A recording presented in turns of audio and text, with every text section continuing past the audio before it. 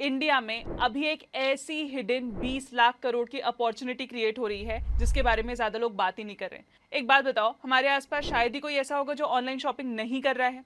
तो इस online shopping boom के जो फ्रंट एंड प्लेयर्स हैं जैसे क्विक कॉमर्स एप्स, उन पे ऑलरेडी सबकी नजर है। लेकिन इनके पीछे का पूरा इंजन लॉजिस्टिक्स कंपनी चलाती है जो हर ऑर्डर को वेयर हाउस से कस्टमर के घर तक पहुंचाती है। यही लॉजिस्टिक्स इंडस्ट्री अगले 5 सालों में 10-11 लाख करोड़ से बढ़कर 17 से 19 लाख करोड़ तक पहुंच सकती है। 70 से 90% का ग्रोथ। लेकिन फिर भी इसके बारे में ज्यादा लोग नहीं जानते हैं। हम आज इस वीडियो में पहले ये इंडस्ट्री समझेंगे, इनके ग्रोथ ड्राइवर्स जानेंगे और फिर इसी इंडस्ट्री के वो की लिस्टेड प्लेयर्स देखेंगे जो इस अपॉर्चुनिटी का फायदा उठा सकते हैं। ऑल्सो अगर आप एक एक्टिव इन्वेस्टर हैं तो आपको ये चैनल सब्सक्राइब जरूर करना चाहिए, क्योंकि हम ऐसे डिटेल एनालिसिस वाले वीडियो हर हफ्ते लाते रहते हैं। तो चलिए शुरू करते हैं with your host Swati. Let's get started. दोस्तों, आज इंडिया में लगभग 25 करोड़ लोग ऑनलाइन शॉपिंग करते हैं। 25 करोड़। और आपको क्या लगता है ये नंबर घटने वाला है? नहीं, अगले 5 सालों में ये नंबर 36 से 43 करोड़ तक पहुंच सकता है। अब आपने तो घर बैठे Amazon, फ्लिपकार्ट जैसे ऐप से अपना ऑर्डर प्लेस कर दिया, लेकिन क्या आप तक ये प्रोडक्ट्स यही एप्स पहुंचाते हैं? नहीं। आपने जो वो एक ऑर्डर प्लेस किया वो फैक्ट्री से पहले वेयर हाउस तक जाता है, फिर वेयर हाउस से डिलीवरी हब तक जाएगा और फिर डिलीवरी हब से आपके घर तक पहुंचेगा। और इसी पूरे सफर को मैनेज करता है लॉजिस्टिक्स इंडस्ट्री। अब ये जो सामान एक जगह से दूसरी जगह जाता है ये कई तरीकों से भेजा जा सकता है, जैसे by road, by air cargo, rail transport, by water etcetera. लेकिन इन सब में से एक सेगमेंट है जो इस पूरी इंडस्ट्री का डोमिनेंट प्लेयर है और आने वाले 5 सालों में ये अकेला सेगमेंट इस इंडस्ट्री का 63% शेयर अकेला ले जाएगा। Yes, the segment is road transportation. इस वीडियो में हम यही सेगमेंट कवर करेंगे। अब क्योंकि रोड ट्रांसपोर्टेशन इंडस्ट्री अपने आप में खुद इतनी बड़ी इंडस्ट्री है, ये भी कई टाइप्स और कैटेगरीज में डिवाइडेड होती है। जैसे डिस्टेंस के बेसिस में अगर देखें तो ये 4 कैटेगरीज में डिवाइडेड है: long haul, medium hall, short hall और लास्ट माइल।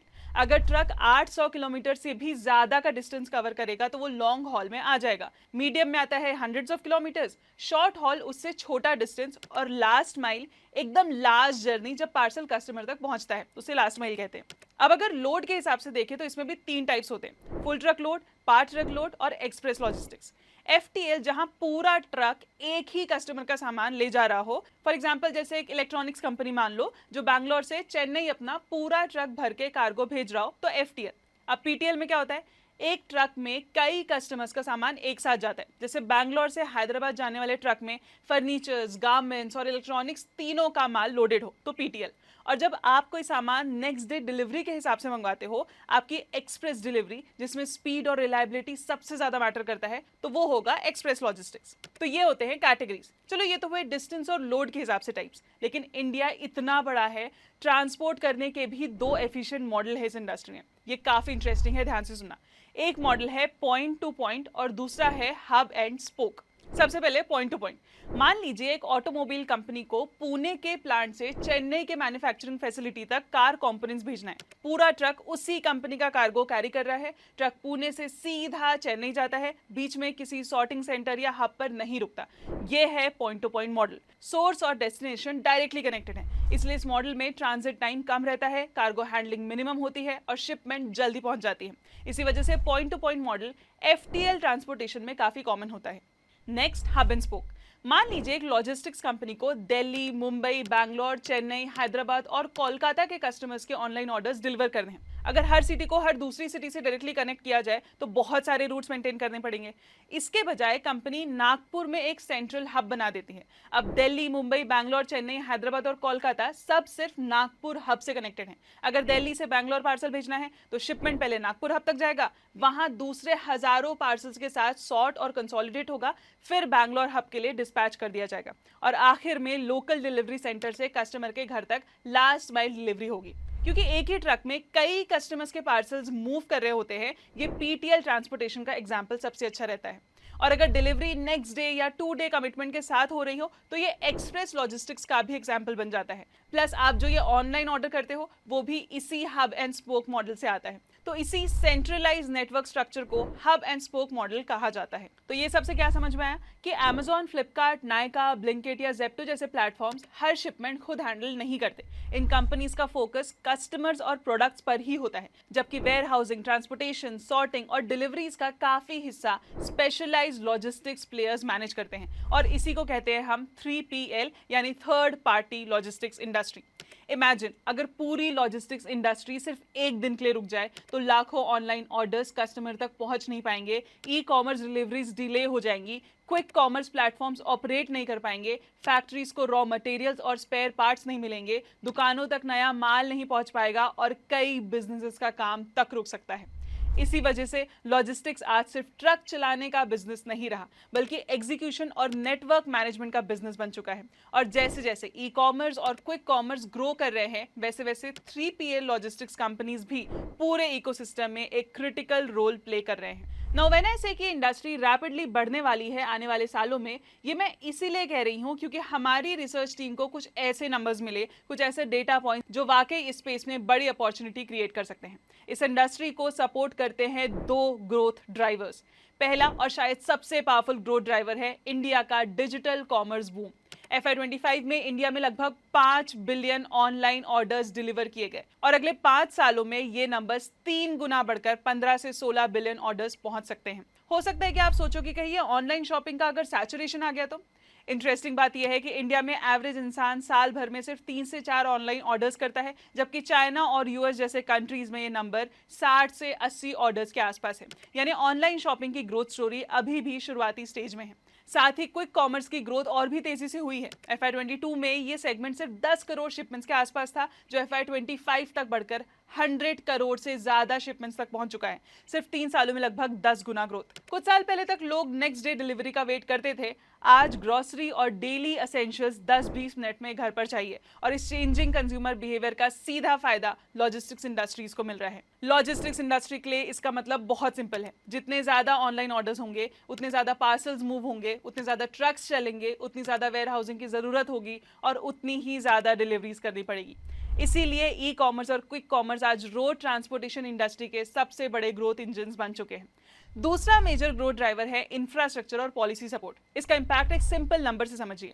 आज इंडिया का लॉजिस्टिक्स कॉस्ट जीडीपी का लगभग 8% एस्टिमेट किया जाता है, जबकि कई सालों तक ये 13 से 18% के रेंज में माना जाता था।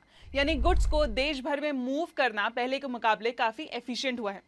दोस्तों, आज से 10-15 साल पहले इंडिया में एक ट्रक का सफर इतना सिंपल नहीं होता था। अलग अलग स्टेट्स में अलग टैक्सेस और पेपर वर्क होते थे। स्टेट बॉर्डर्स पर ट्रक्स को डॉक्यूमेंट्स वेरीफाई करवाने के लिए घंटों तक रुकना पड़ता था, जिससे डिलीवरीज डिले होती थी और ट्रांसपोर्टेशन कॉस्ट भी बढ़ जाता था। फिर जीएसटी और ई वे बिल आए, जिन्होंने इंडिया को एक सिंगल मार्केट की तरह ऑपरेट करने में मदद की। गुड्स मूवमेंट ज्यादा स्मूथ हुआ, बॉर्डर डिलेस कम हुए और ट्रक ज्यादा टाइम रोड पर और कम टाइम वेटिंग में स्पेंड करने लगे। साथ ही भारतमाला परियोजना के अंडर हाईवेज, एक्सप्रेसवेज और लॉजिस्टिक्स कॉरिडोर्स पर हो रहे मैसिव इन्वेस्टमेंट्स ने ट्रांसपोर्टेशन को और एफिशिएंट बनाया है।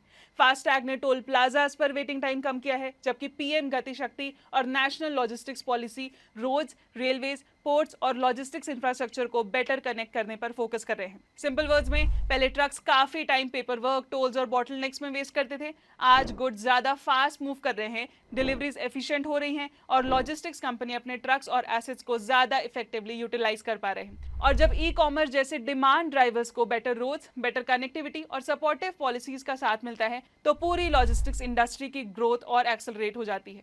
तो दोस्तों, इंडस्ट्री के बारे में तो हमने समझ लिया। Now it's time to see its key listed players. हमारा पहला प्लेयर आप सब जानते हैं, डिलीवरी, जो इंडिया के ई कॉमर्स और एक्सप्रेस लॉजिस्टिक्स इकोसिस्टम का सबसे प्रोमिनेंट लिस्टेड प्लेयर है।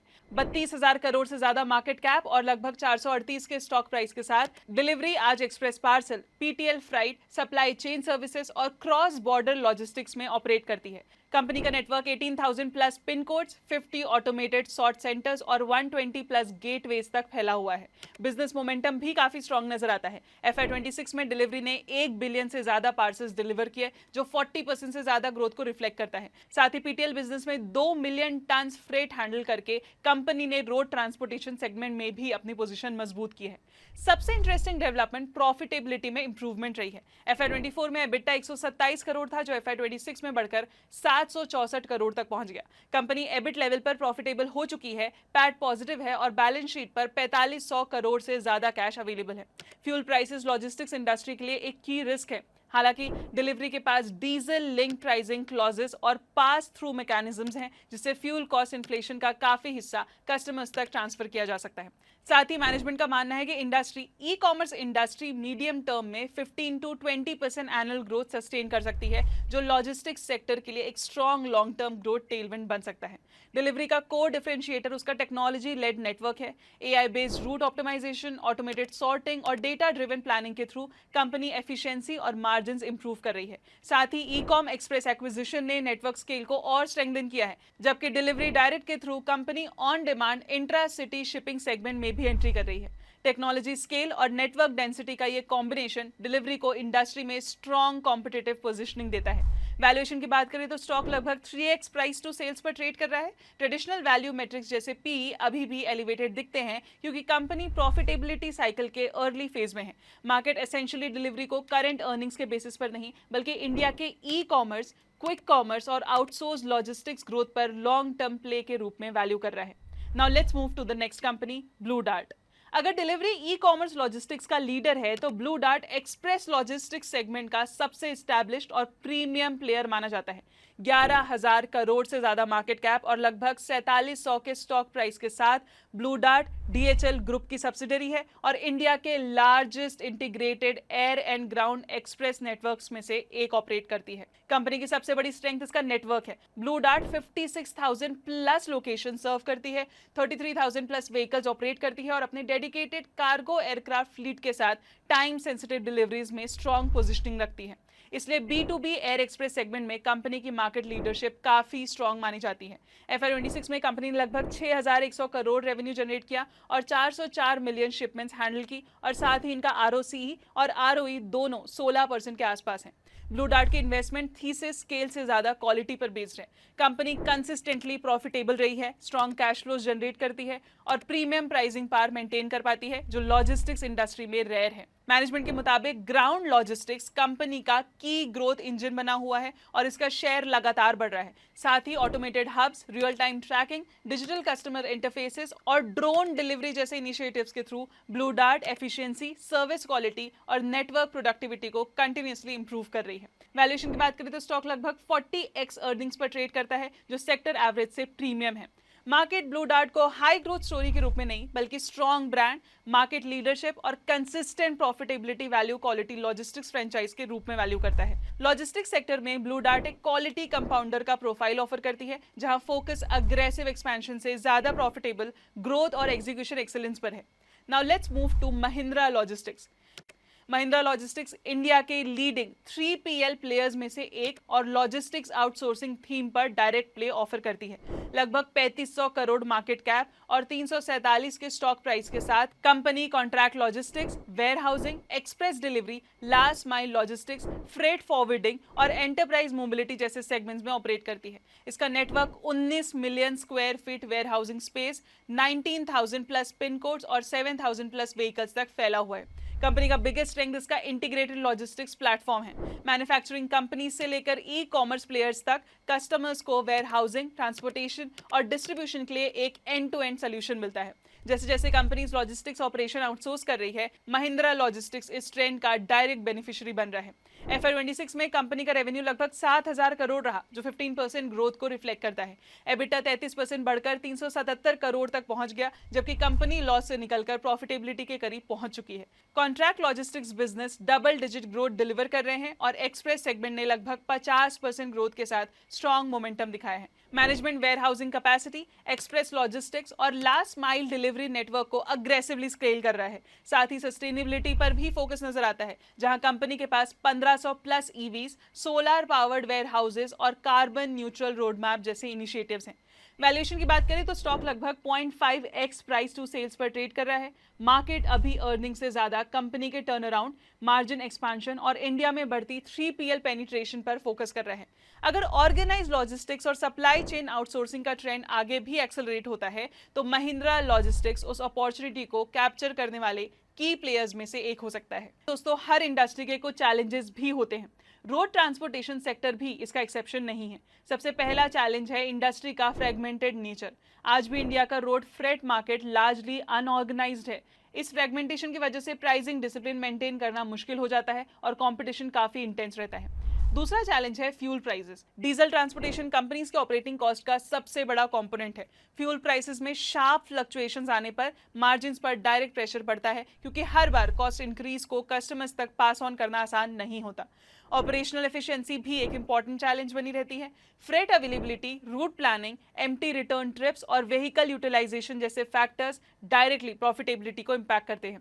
एक ट्रक जितना ज्यादा टाइम आइडल रहेगा, उतने ही रिटर्न्स पर प्रेशर आएंगे। इंडस्ट्री को ड्राइवर अवेलेबिलिटी और स्किल्ड मैन पावर की चैलेंज का भी सामना करना पड़ता है। लॉन्ग हॉल ट्रांसपोर्टेशन में ड्राइवर शॉर्टेज कई ऑपरेटर्स के लिए ग्रोथ बॉटलनेक बन सकती है। और finally, logistics business fundamentally execution driven business है। नेटवर्क स्केल बढ़ने के साथ सर्विस क्वालिटी, डिलीवरी टाइमलाइंस और कॉस्ट एफिशिएंसी मेंटेन करना भी उतना ही इंपॉर्टेंट हो जाता है। इसी वजह से ऑर्गेनाइज प्लेयर्स के लिए अपॉर्चुनिटी भी बढ़ी है और चैलेंजेस भी। जो कंपनीज टेक्नोलॉजी, नेटवर्क डेंसिटी और ऑपरेशनल एफिशिएंसी के थ्रू कॉस्ट कंट्रोल कर सकती हैं, वही लॉन्ग टर्म में सस्टेनेबल कॉम्पिटिटिव एडवांटेज क्रिएट कर पाएंगी। तो दोस्तों, ये था इंडिया के लॉजिस्टिक्स सेक्टर का डीप डाइव।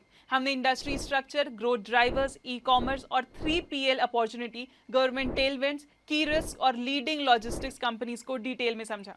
अगर वीडियो पसंद आई हो तो लाइक और सब्सक्राइब जरूर करिए और कमेंट्स में बताना कि अगला इंडस्ट्री डीप डाइव किस सेक्टर पर देखना चाहोगे। मिलते हैं अगले वीडियो में। Investments in securities market are subject to market risks. Read all the related documents carefully before investing.